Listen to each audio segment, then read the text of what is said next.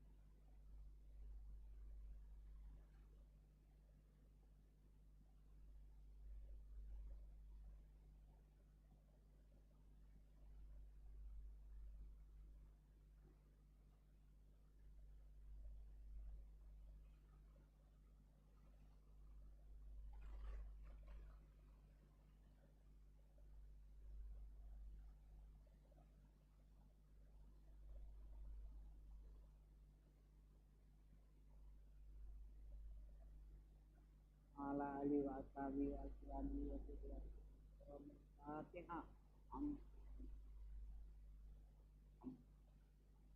Ar-Rahman Iyyaka na'budu wa iyyaka nasta'in. Ihdinas siratal ladzina an'amta 'alaihim ghairil maghdubi 'alaihim. Al-Fatihah birrahmati warahil awliya wal abdiya min qaba'il mujabair astabal abdal karkan makan waqti muqaddimatin sayyidina ibn alaihi salam. Al-Fatihah.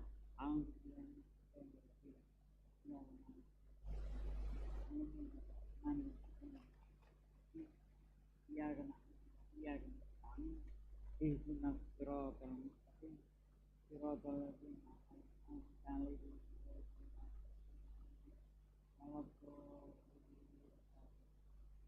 Al-Fatihah adrat wa arwahi ashabil kahfi wa ila arwahil aimmatil jamal aimmatil arba'ah al-imam Abu Hanifah wal imam Malikan wal imam Syafi'iyya wal imam Ahmad bin Hanbalin wa ghairahum min sa'iril mujtahidin wal fuqaha wal mufassirin wal muhaddisin wal usulin wal mutakallimin khususan al-imam Abul Hasan al-Asy'ari wal imam Abu Mansur Maturidi. Al-Fatihah.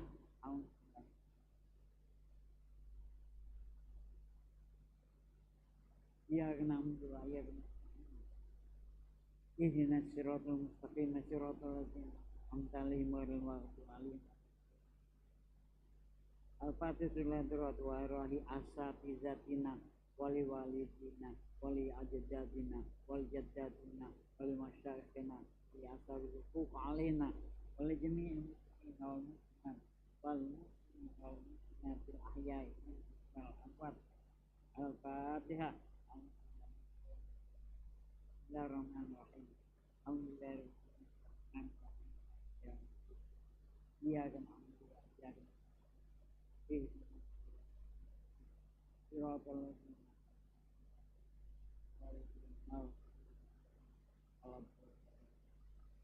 Alhamdulillah. Alhamdulillahirabbil alamin. Wassalatu wassalamu ala sayyidina Muhammad wa ala alihi wa sahbihi ajma'in. Amma ba'd. Bapak, ibu-ibu, saudara-saudara hadirin sekalian serta para murid majelis taklim dimanapun Anda berada, mari kita semua bersyukur kehadirat Allah SWT karena atas limpahan nikmat karunia juga kita semua dapat mengikuti majelis taklim saat ini. Bapak-bapak, ibu-ibu, saudara-saudara hadirin sekalian, kajian kita masih melanjutkan kajian dalam ruang lingkup risalah Ahlus Sunnah wal Jamaah. Memang Ahlus Sunnah wal Jamaah itu masuk dalam bidang-bidang kerangka agama. Apa kerangka agama? Syariah, akidah, syariah dikodifisasikan dengan kitab-kitab fikih. Adapun bidang akidah itu kitab tauhid, dan bidang ketiga akhlak tasawuf. Begitu pemahaman dari ahli sunnah wal jamaah.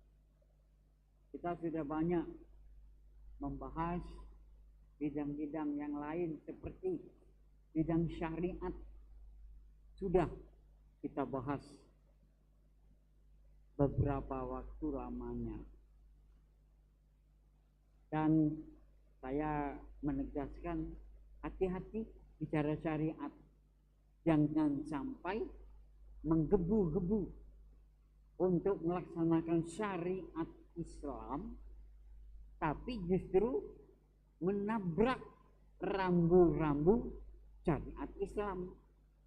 Di dalam masyarakat yang majmuk, agamanya bermacam-macam, tentu kalau kita menggebu-gebu melaksanakan, ayo laksanakan syariat Islam, mari laksanakan syariat Islam, apa yang terjadi Pak?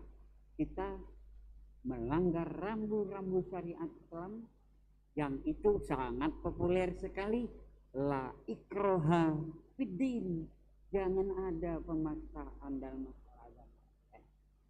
Jadi itu termasuk rambu-rambu syariat Islam, makanya kita harus belajar syariat Islam itu ada rambu-rambunya dan banyak itu Pak, banyak itu. Yang kedua, apa rambunya? Itu sangat populer kita baca, lakum dinukum waliyadin. Untuk kamu yang bukan syariat Islam, silakan melaksanakan agama sesuai dengan aturan agama syariat masing-masing. Yang Islam tentunya melaksanakan ibadahnya, akidahnya secara syariat Islam. Oleh sebab itu memberikan semangat para dai, para mubaligh, hati-hati kalau orang-orang bermacam-macam agama diarahkan untuk mari kita syariat Islam, mari kita syariat Islam, padahal rambu-rambu syariat Islam sendiri jelas, lakum dinukum waliyadin. Rasulullah melaksanakannya begitu, baik la ikraha fiddin maupun dalam masalah pelaksanaan agama. Begitu juga kita Indonesia bermacam agama, termasuk kita Islam berada di dalamnya. Kita harus tunduk dengan syariat Islam yang ada rambu-rambu. Jangan memaksakan orang lain agama untuk melaksanakan apa yang namanya hukum-hukum Islam yang tentu berbeda dengan lain agama. Jangan kita melaksanakan ibadah. Awas, ini bulan puasa. Nah, di mana tempatnya kita ya mencegah? Jangan kita jual makanan. Di mana tempatnya kita membolehkan jual makanan? Di jalan-jalan umum, lalu lintas antar kota, antar provinsi. Di situ syariat Islam membolehkan orang yang tidak puasa karena syariat. Apa? Mungkin dia sakit, mungkin dia karena musafir, dia boleh tidak puasa. Mereka boleh mau cari makanan, mau cari rebusan telur, mau cari minuman. Jangan kita berlebih-lebihan. Oh, tidak boleh bohong, tidak boleh jualan. Padahal jualan pada tempatnya. Yang tidak boleh demonstratif orang yang puasa. Nah, diajak untuk apa? Diselerakan untuk melaksanakan buka puasa, padahal dia puasa itu sudah melanggar syariat Islam.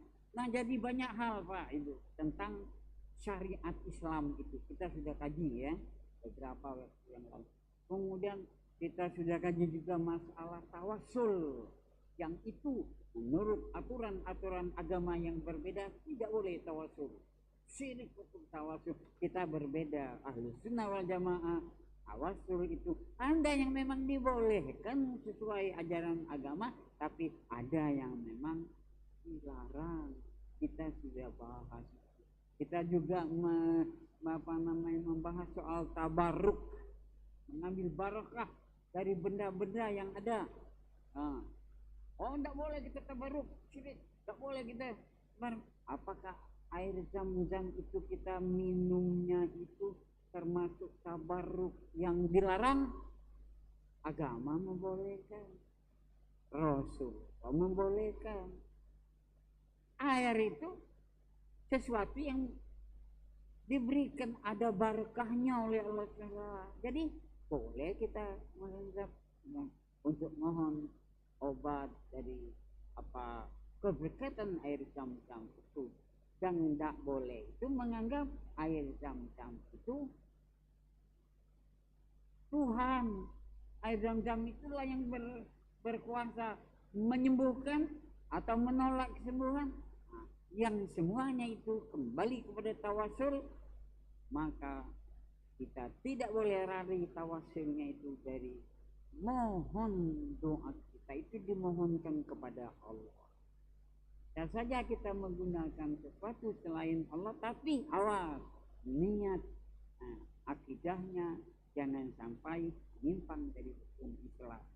Banyak sekali masalah Ahlussunnah wal Jamaah ini yang perlu dipahami oleh orang-orang yang mengaku dirinya Ahlussunnah wal Jamaah. Saya selalu mengingatkan, ada kata Rasulullah sampai 73 pecah belahnya paham-paham agama ini, tapi yang satu yang menjamin masuk kebahagiaan duniawi dan ukhrawi itu Rasulullah mengatakan hanya satu. Dipertanyakan apa satu itu? Jawab oleh Rasulullah, Ahlussunnah wal Jamaah. Itu hadis itu. Kalau mau kita mengikuti Rasulullah, ikutilah Ahlussunnah wal Jamaah. Saya sudah menyampaikan juga apa itu Ahlussunnah wal Jamaah. Banyak sekali dia mengaku, oh kami Ahlussunnah wal Jamaah, kami merasa Ahlussunnah wal Jamaah, tapi tidak paham dengan bagaimana yang harus dilakukan oleh orang pengikut Ahlussunnah wal Jamaah sesuai dengan tempatnya Masjid Agung. Nah, selalu menyebarkan akidah syariah, akhlak tasawuf, berpaham Ahlussunnah wal Jamaah. Saya pada kesempatan yang singkat ini menjawab ada pertanyaan. Biasanya masyarakat bertanya dalam pengajian, bagaimana katanya kita mengenal Ahlussunnah wal Jamaah secara pokok. Orang yang mengikuti paham Ahlussunnah wal Jamaah, dia berada dalam sistem mazhab. Apa itu mazhab? Nah, itulah perlu dikaji Ahlussunnah wal Jamaah. Saya lanjutkan dulu. Yang kedua, orang menjadi pengikut Ahlussunnah wal Jamaah selain dari manhabiyan, orang yang berada di dalam sistem mazhab. Kedua, sanadian, dia tidak mau mengeluarkan paham, mengeluarkan fatwa, pendapat sendiri-sendiri yang dia bukan ahlinya.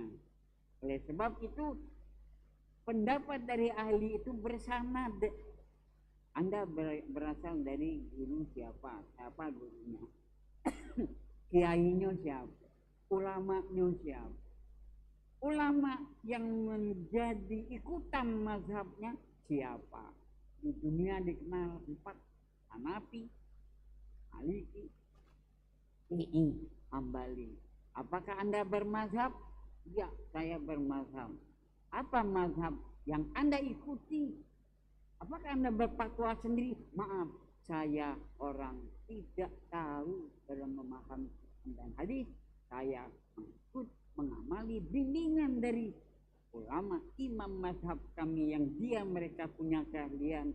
Saya mengikut mazhab Imam Syafi'i. Nah, itu jelas namanya dia orang bermazhab, mazhabnya Syafi'i. Atau oh ya, saya orang bermazhab tapi saya bukan mazhab Syafi'i, saya mazhab Imam Hambali, Ahmad bin Hambal. Oh ya, jelas mazhabnya. Oh, saya mazhab Imam Maliki. Oh, Imam Malik berarti induk pimpinan mazhabnya Imam Malik.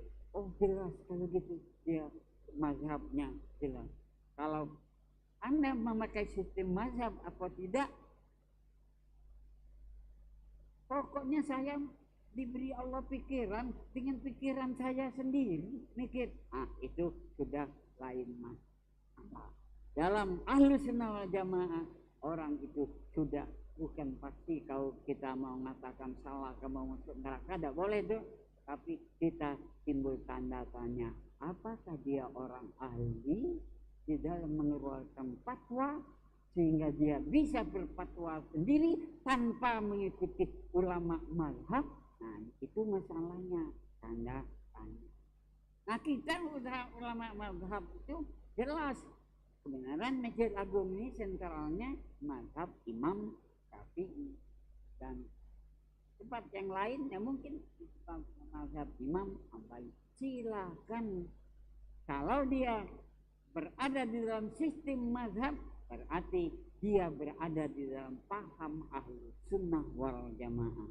Nah Pak, kadang-kadang dipertanyakan, kita ini sudah ada Quran hadis, mengapa kita nyebut-nyebut mazhab itu?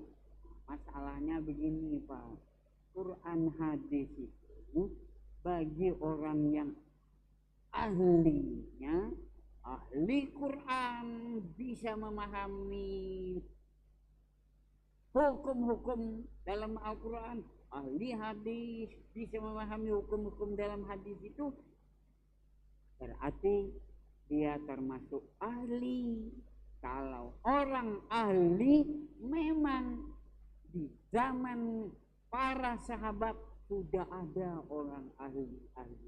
Para sahabat Rasulullah ada beberapa kelompok yang menjadi ikutan umat Islam, bahwa mereka sahabat anu menjadi patokan untuk melaksanakan hukum-hukum Islam, syariat Islam.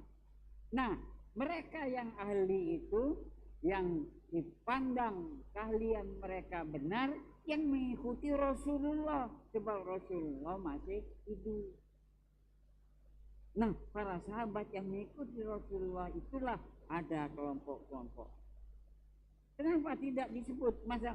Memang mazhabnya betul ada mazhab juga, tapi sejak tahun 1084 Hijriah,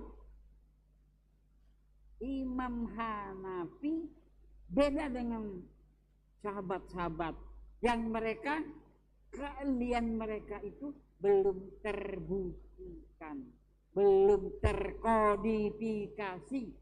Oleh sebab itu keahlian para sahabat itu tidak seperti mulai di zaman Hanafi, mereka fatwanya itu sudah terkodifikasi, sudah dibukukan, ada sistem-sistem bab-babnya, ada dikumpulkan dalil-dalilnya, ada dikumpulkan ulasan-ulasannya. Nah, sehingga keluarlah fatwa dan ada hukumnya sejak dari zaman Imam Hanafi, yaitu 83 Hijriah. Ingat, 1 Hijriah sudah ada orang yang ahli membukukan fatwa-fatwa ajaran paham Rasulullah, dan orang yang sudah membukukan itu Imam Ahmad bin Hambal. Dia tetap konsisten, tidak lari daripada pemahaman Rasulullah dan para sahabat yang menjadi gurunya. Satu orang, Imam Hanafi, tahun 80 Hijriah tidak ada mazhab yang namanya mazhab Hanafi. Kemudian selain daripada Imam Hanafi, belum ditemukan mana kodifikasi, mana sistematika di dalam mempelajari agama, khusus di bidang syariat, di bidang fikih, baru 93 Hijriah, masih abad ke-1 itu. 93 Hijriah. Siapa orangnya? Imam Malik. Dia membukukan dari guru-gurunya, termasuk sampai kepada sahabat keilmuannya. Nafi Maula bin Abdullah itu salah satu guru dari Imam Malik. Nafi Maula bin Abdullah. Kemudian Nafi Maula, kemana gurunya lagi? Dia berguru dengan Abdullah bin Umar, anak Sayyidina Umar. Nah, masih ada salur sanadnya Sayyidina Umar. Kemana lagi? Abdullah bin Umar ternyata ya itu murid Rasulullah, orang yang dekat dengan Rasulullah dan ilmunya banyak memahami dari Rasulullah. Nah, beliau itu disambut oleh muridnya Nafi Maula bin Abdullah dan Imam Malik yang membukukan ilmu-ilmu orang yang termasuk pemahaman Ahlus Sunnah wal Jamaah yang itu disanadkan sampai kepada Rasulullah, itu Imam Malik. Sedangkan Imam Hanafi pembukuannya berbeda. Jadi kodifikasinya Imam Hanafi sudah mulai berbeda pada cabang-cabangnya. Pada pokoknya Imam Hanafi, Imam Malik belajar dari murid dari sahabat, belajar dengan para sahabat, belajar dengan Rasulullah. Itu tidak lari daripada pokok manhajnya. Mereka mendasarkan atau mematokan kepada metode Al-Quran yang diambilnya, hadis itu pada pokoknya, dan kemudian antara Hanafi, Maliki, Syafi'i, Hambali nanti sudah ada perbedaan lagi di dalam manhajnya. Dua orang ini Hanafi, Maliki itu dikenal, ada bukunya sampai sekarang, kumpulan fatwanya terbukukan. Itulah diakui sebagai mazhab satu Imam Hanafi, mazhab dua Imam Malik. Bagaimana Imam Hanafi? Imam Hanafi belajar dengan Imam Malik, murid Imam Malik, Pak Imam Syafi'i itu. Nah, kemana sanadnya? Ya, gurunya Imam Malik itu campur sanadnya. Murid dari Pak, gurunya dari Imam Malik itu belajar kepada Abdullah bin Umar, dan Abdullah bin Umar murid Rasulullah. Masya Allah, dekat sekali sanad pertanian keilmuan pahamnya itu dari Imam Syafi'i ke Imam Malik, Nafi Maula, ke Abdullah bin Umar murid Rasulullah, sampailah kepada Rasulullah Shallallahu Alaihi Wasallam. Itu tiga orang itu. Mutu keluar lagi mazhab yang keempat dikenal di dalam dunia Islam, Imam Ahmad bin Hambal. Dia lahir, kalau Imam Syafi'i 150 Hijriah, abad kedua baru muncul Imam Syafi'i. Sedangkan Hanafi dan Maliki abad pertama Hijriah. Imam Syafi'i abad ke-1, kedua Hijriah, tahun 150 Hijriah. Nah, Imam Ahmad bin Hambal 164 Hijriah baru lahir, masih di belakang Imam Syafi'i. Imam Malik kemana sanadnya belajar? Juga dia belajar kepada pokok-pokok pemahaman Ahlussunnah wal Jamaah kepada Imam Syafi'i. Murid Imam Syafi'i, Imam Ahmad bin Hambal. Dan kemana lagi salurnya? Ya, ke Imam Malik, kepada para sahabat, sampai kepada Rasulullah. 4 orang yang dikenal dengan mazhab Ahlussunnah wal Jamaah itu Hanafi, Maliki, Syafi'i, Hambali berada di baru abad kedua Hijriah. Itulah pertama pembukuan kodifikasi dalam masalah hukum-hukum Islam yang muncul di abad ke-1 Hijriah 2 ya. Oleh Imam Hambali, dikenal dengan fikih Imam Hambali. Imam Malik dikenal dengan fikih Imam Malik. Imam Syafi'i dikenal dengan fikih Imam Syafi'i, dan Imam Ahmad dikenal dengan fikih Imam Ahmad bin Hambal. Bukunya kenyataannya bukan hoak-hoakan, bukan promosi di YouTube. Bukunya itu ada di dalam masyarakat. Fikih dari mazhab Imam Malik ada, Lihat di perguruan tinggi ada, lihat di perpustakaan ada, lihat di toko-toko buku ada karya daripada Imam Hanafi. Karya Imam Malik ada, Pak Beredar. Ketika Imam Syafi'i ada kitabnya, malah kitab induknya itu ada di perpustakaan, ada di kitab-kitab perguruan tinggi. Dan yang keempat, Imam Hanafi, Imam Ahmad bin Hanbal juga ada. Bayangkan 120 di abad kedua Hijriah, keilmuan Islam dengan adanya sistem mazhab itu sudah terbukukan. Itulah kodifikasi dengan sistem-sistem belajarnya sudah ada dalam kitab-kitab itu. Dalil-dalilnya sudah ada. Dari situlah ulama belajar memahami kepada Imam Hanafi berbeda Imam Maliki, pada Imam Syafi'i, pada Imam Ahmad bin Hanbal.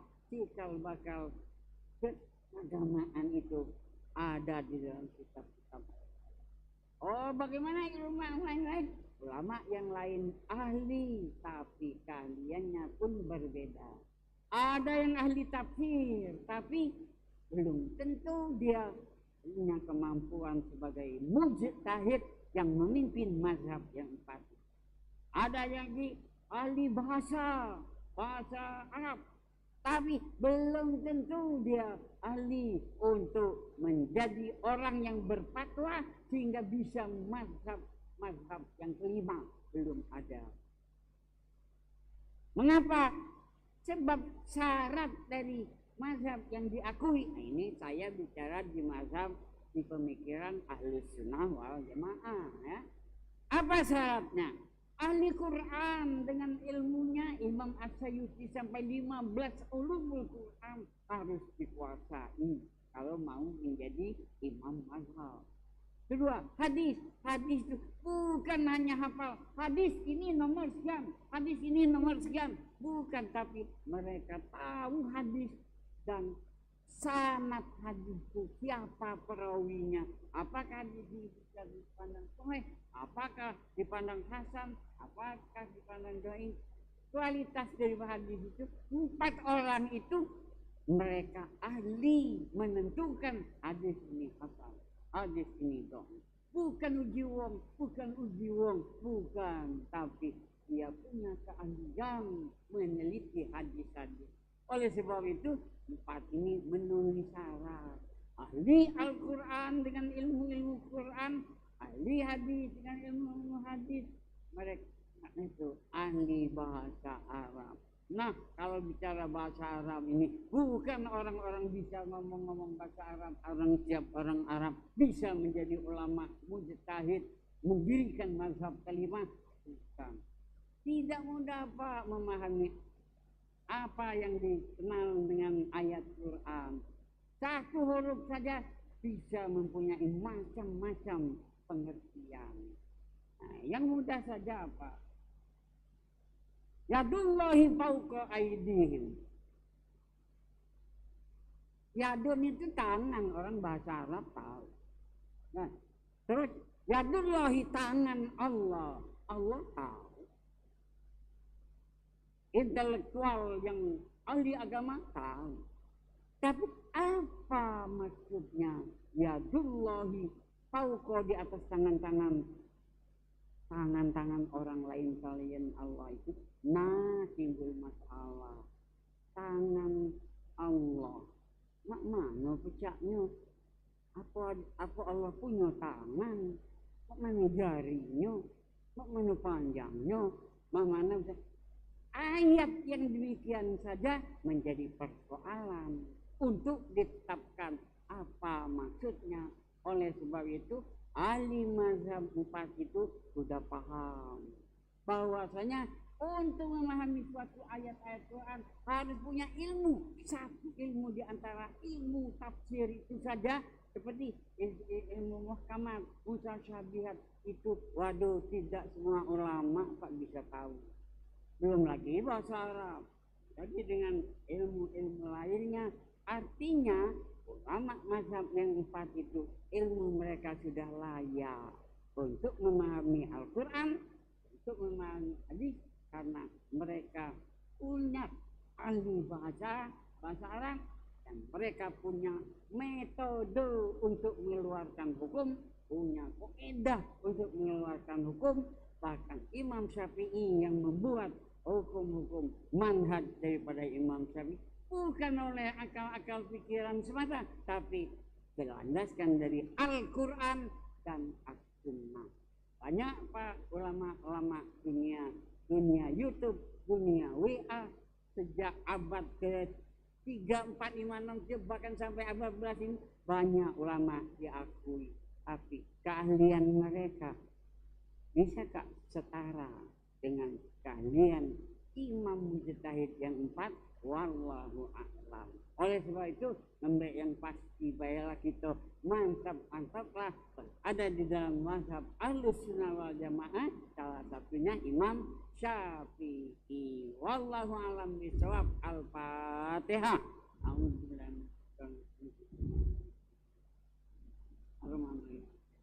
Iya kenal dengan selain dengan siratul mustaqim siratal ladzina an'amta 'alaihim ghairil alaihim waladdallin. Amin. Taqabbalallahu minkum minna wa minkum taqabbal ya karim.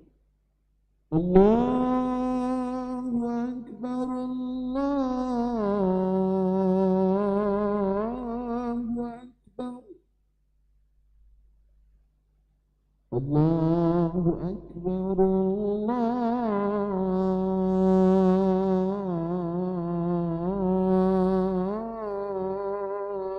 Allahu akbar. Asyhadu an la ilaha illallah.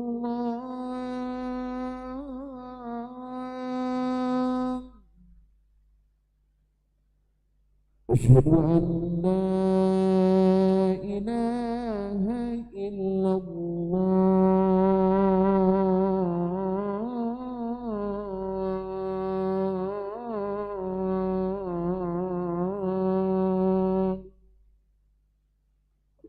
Asyhadu anna Muhammadar Rasulullah.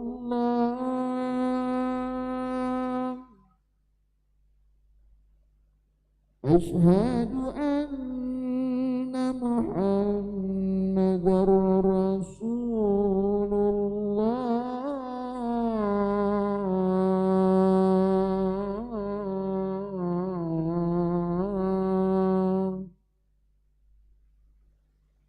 Hayya 'alas salat.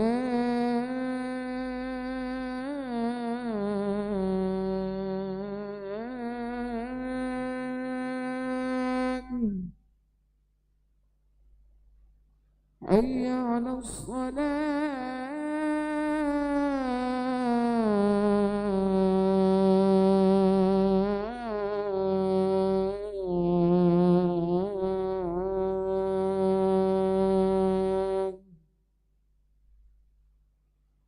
Hayya 'alal falah.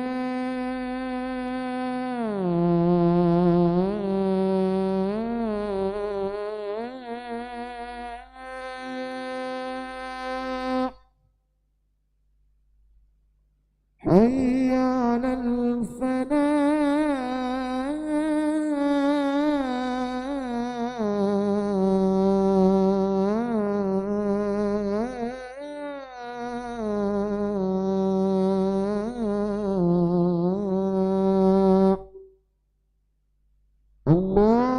Allahu akbar, Allahu